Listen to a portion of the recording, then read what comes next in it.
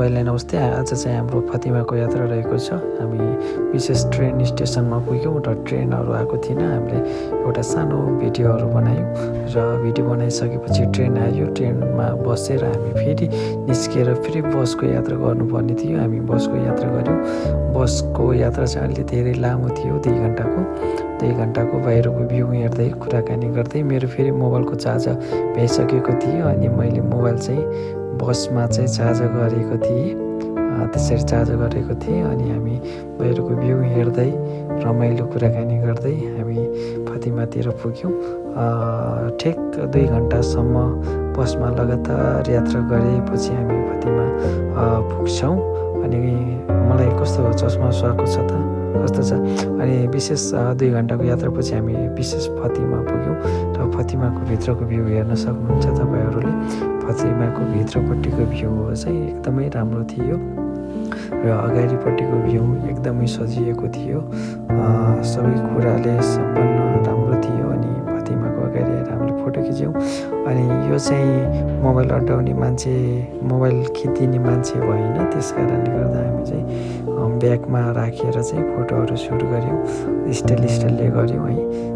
ब्यागमा अड्डाएको छौँ र मसँग पनि एउटा दाइ जानुभएको थियो। मैले पोज लिँदै थिएँ, लिएँ 1-2 पोज लिएँ। राम्रो पोज लिएँ। एकदमै राम्रो छ फतिमा चर्च चाहिँ।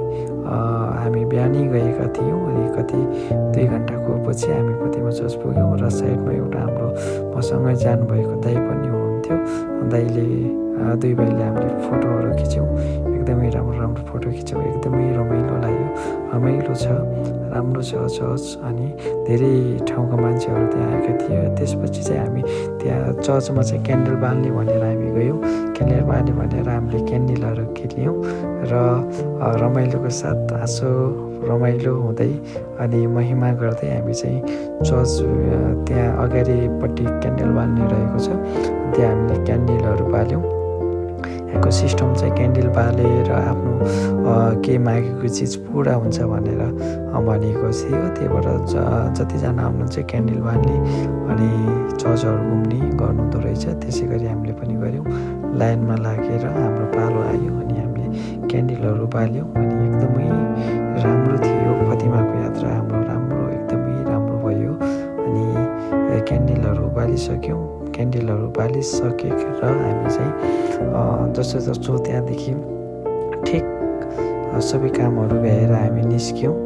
अनि हामी चाहिँ यो भिडियो चाहिँ अलि लामो भएको छ है, क्यान्डल बालेको चाहिँ। अनि त्यहाँ हामीले बालिसकेपछि हामी त्यहाँदेखि निस्किएर चाहिँ हामी फेरि हामी अर्को ठाउँ भिजिटको लागि हामी निस्केका थियौँ है।